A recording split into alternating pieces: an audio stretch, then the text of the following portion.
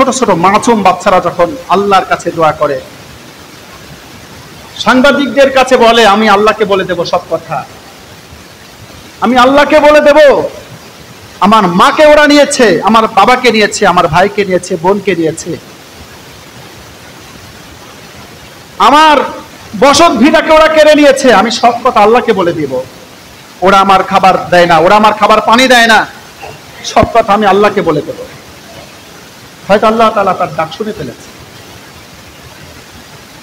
তাদের কোটি কোটি ডলারের সহায়তা পেয়ে ইসরায়েল নামক ওই হানাদারেরা ফিলিস্তিনের জমি দখল করে ফিলিস্তিনের মানুষদের উপরে অত্যাচার করে তাদের সর্বস্ব তারা দখল করে নিয়েছে এবং আল্লাহ তাআলার ঘর যেটা বাইতুল মুকাদ্দিস সেটাকে তারা পদদলিত করেছে বারংবার।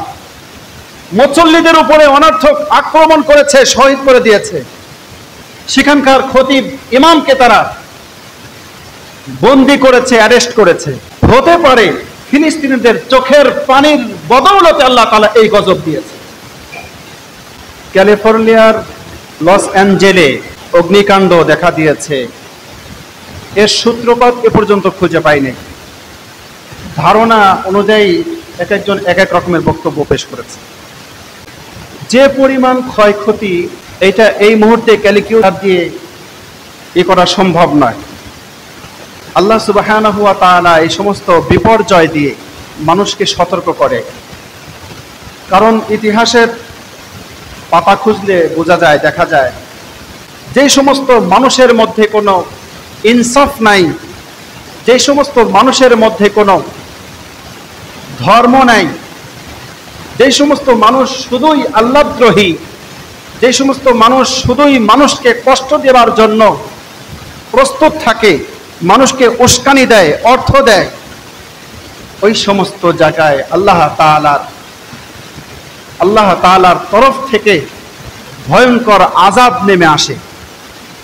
ওই সমস্ত জায়গায় আল্লাহ তাআলার পক্ষ থেকে বিপর্যয় নেমে আসে। মানুষ তাদেরকে সতর্ক করলেও তারা মনে করে যে আমরাই বড় বাহাদুর, আমাদের এই বসত ভিটা, আমাদের এই স্থাপনা, আমাদের এই অবস্থা, আমাদের এই সমস্ত উপার্জন কোনোভাবেই নষ্ট হবে না, কেউ ধ্বংস করতে পারবে না। কিন্তু একজন মুসলমান হিসাবে এটা প্রত্যেকেই স্বীকার করতে বাধ্য যে আমরা যাকে সুপার পাওয়ার মনে করি, সর্বোচ্চ সুপার পাওয়ার তিনি হচ্ছেন মহান রব্বুল আলামিন। জোরে বলেন ঠিক কিনা? যেই সুপার পাওয়ারের কাছে নমরুদ, ফিরাউন, সাজ্জাদ সহ অসংখ্য বড় বড় দানবরা ধ্বংস হয়ে গিয়েছে, ঠিক কিনা ভাইরা? যাদেরকে সুপার পাওয়ার মনে করে আজ আমরা ভীত সন্ত্রস্ত অবস্থায় ছিলাম, আসলে তারা ভুল। তাদের অবস্থা দেখুন, লক্ষ লক্ষ মানুষ বাস্তুচ্যুত হয়েছে, রাস্তায় রাস্তায় ঘুরছে, খাবার নাই, পানি নাই, মাথা ঠুকানোর জায়গা নাই, ঘুমানোর জায়গা নাই। কি সুপার পাওয়ার!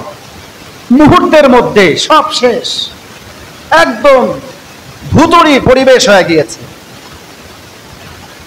একদম ভুতুড়ি পরিবেশ। আজকের ধনী কালকের ফকির বানাইতে পারেন কে? ক্যালিফোর্নিয়ার এখান থেকে আমাদের শিক্ষা নিতে হবে, আমাদের শিক্ষা নিতে হবে। কারোর ধ্বংস থেকে কারো উপরে গজব আসলে উৎফুল্ল হওয়ার কিছু নাই, হাসি তামাশা করার কোনো বিষয় নয়। এখান থেকে আমাদের শিক্ষা নিতে হবে যে ওই পরিস্থিতি যেন আমাদের উপরে চেপে না আসে, ওই পরিবেশ যেন আমাদের দেশের উপরে এসে না পড়ে, ঠিক কিনা ভাইরা? আমেরিকা ইসরায়েলকে যে পরিমাণ অর্থায়ন করেছে ফিলিস্তিনকে ধ্বংস করবার জন্য, ফিলিস্তিনদের উপরে যে পরিমাণ আক্রমণ করেছে আমেরিকার সহায়তা নিয়ে নেতানেহায়ও, হতে পারে ফিলিস্তিনিদের চোখের পানির বদৌলতে আল্লাহ তাআলা এই গজব দিয়েছে। কারণ আল্লাহর হাবিব বলেছেন, যখন মজলুম আল্লাহ তাআলার কাছে দোয়া করে তখন আল্লাহ তাআলার এবং এই মজলুমের দোয়ার মধ্যে কোনো পর্দা থাকে না। সুবহানাল্লাহ। আমরা দেখেছি ফিলিস্তিনের ৪৬,০০০ নিরীহ মানুষকে বুলেট দিয়ে বোমা মেরে তাদেরকে শহীদ করে দেওয়া হয়েছে, ঠিক কিনা ভাইরা? শুধু তাই নয়, পুরা ফিলিস্তিনের মানুষদেরকে তারা ধ্বংস করবার পায়তারায় নেমেছিল। পুরা গাজাকে তারা ধ্বংস করবার চক্রান্ত এঁটেছিল। আল্লাহর শুকর যে গাজার যোদ্ধারা সেটাকে প্রতিহত করবার চেষ্টা করেছেন এবং এই মুহূর্তে আমরা এসে দেখছি তারা সফলতার সর্বোচ্চ দ্বারপ্রান্তে পৌঁছে গিয়েছে। সুবহানাল্লাহ। এবং পুরা বিশ্ব অবাক হয়েছে যে ছোট্ট গাজার শহরের এই এলাকার যোদ্ধারা এই পৃথিবীর সুপার পাওয়ার ইসরায়েলকে কিভাবে নাকানি চুবানি খাওয়াইতে হয় সেটা তারা শিখাই দিয়েছে। তারা দাঁড়িয়ে গিয়েছে বীর বিক্রমে তাদের হাজারে হাজার সৈন্যকে পদানত করেছে এবং তাদের শক্তিশালী ড্রোন, বিমান, হেলিকপ্টার এবং যে সমস্ত যান দিয়ে তারা মুসলমানদের উপরে বিশেষ করে গাজায় আক্রমণ করেছে সেগুলিকে ধ্বংস করেছে এবং তারা চুক্তিতে আসতে বাধ্য হয়েছে। প্রিয় উপস্থিতি, ভিডিও ফুটেজ এটা সাক্ষ্য দেয়। ছোট ছোট মাসুম বাচ্চারা যখন আল্লাহর কাছে দোয়া করে,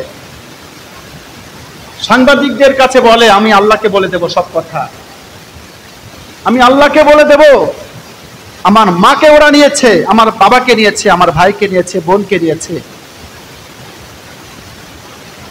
আমার বসত ভিটাকে ওরা কেড়ে নিয়েছে, আমি সব কথা আল্লাহকে বলে দিব। ওরা আমার খাবার দেয় না, ওরা আমার খাবার পানি দেয় না, সব কথা আমি আল্লাহকে বলে দেব। হয়তো আল্লাহ তাআলা তার ডাক শুনে ফেলেছে। তাদের কোটি কোটি ডলারের সহায়তা পেয়ে ইসরায়েল নামক ওই হানাদারেরা ফিলিস্তিনের জমি দখল করে ফিলিস্তিনের মানুষদের উপরে অত্যাচার করে তাদের সর্বস্ব তারা দখল করে নিয়েছে এবং আল্লাহ তাআলার ঘর যেটা বাইতুল মুকাদ্দিস সেটাকে তারা পদদলিত করেছে বারংবার। মুসল্লিদের উপরে অনর্থক আক্রমণ করেছে, শহীদ করে দিয়েছে। সেখানকার খতিব ইমামকে তারা বন্দী করেছে, অ্যারেস্ট করেছে। শুধু তাই নয়, এমন কোন নির্যাতন যেটা ইতিহাসে লেখা যায়, সর্বস্ব নির্যাতন তারা করেছে। এজন্যই আল্লাহ তাআলা শিক্ষা দেন। কেন শিক্ষা দেন? এই পৃথিবী শিক্ষা দেওয়ার জন্য আল্লাহ তাআলা আমাদের জন্য সৃষ্টি করেছে, যাতে করে এখান থেকে মানুষ শিক্ষা গ্রহণ করে কবরের জগৎ কল্যাণময় করে উঠাইতে পারে। সুবহানাল্লাহ। এজন্যই আল্লাহ তাআলা বলছেন, আল্লাযী খালাকাল মাউতা ওয়াল হায়াতা লিয়াবলুয়াকুম আইয়ুকুম আহসানু আমালা। এ বান্দা, আমি তোমাদের হায়াত মত সৃষ্টি করেছি কেন জানো? যাতে করে আমি দেখতে পারি এই পৃথিবীর মধ্যে কে সঠিক পথ অনুসন্ধান করে বেশি ভালো অনেক আমল নিয়ে আমার কবরে আসতে পারে, আমার কাছে আসতে পারে। আমি আল্লাহ তাআলা এটা দেখতে চাই। সুতরাং এই পৃথিবী হচ্ছে একটা পরীক্ষার হল। এখানে চিন্তা ভাবনা করার সুযোগ রয়েছে, এখানে গবেষণা করার সুযোগ রয়েছে, এখানে ফিকির করার সুযোগ রয়েছে। কোনটা ভালো কোনটা মন্দ, ভালোটা গ্রহণ করবার সুযোগ রয়েছে, মন্দটা গ্রহণ করবার সুযোগ রয়েছে। সুতরাং আল্লাহ তাআলা এজন্যই বলেন, আমি মাঝে মাঝে যে বিপর্যয় দিই এটা তোমাদের হাতের কামাই। যারা ভালোটা বাদ দিয়ে অন্যটায় ধরো, যারা অন্যায়টা গ্রহণ করো, যারা খারাপটা গ্রহণ করো, খারাপ পথ বেছে নাও, আমি মাঝে মাঝে সতর্ক দেবার জন্য, শিক্ষা দেবার জন্য, যাতে করে ফিরে আসতে পারো, এই জন্য মাঝে মাঝে সিডর দিই, মাঝে মাঝে ভূমিকম্প দিই, মাঝে মাঝে আগুন দিই, মাঝে মাঝে বাতাস দিই, যে আগুনে ভস্ম হয়ে যায় হাজারে হাজার মানুষ, যে বাতাসে ধ্বংস হয়ে যায় হাজার হাজার মানুষ, ঘর বাড়ি। আল্লাহ তাআলা বলছেন, লিয়ুযীকুহুম বা'দাল্লাযী আমিলু লা'আল্লাহুম ইয়ারজিউন, যাতে করে পরবর্তীর মানুষগুলি শিক্ষা গ্রহণ করতে পারে যে কি আযাব তাদের উপরে এসেছিল, কি আযাব তারা চেখেছে, কি কঠিন মুহূর্ত তারা পার করেছে।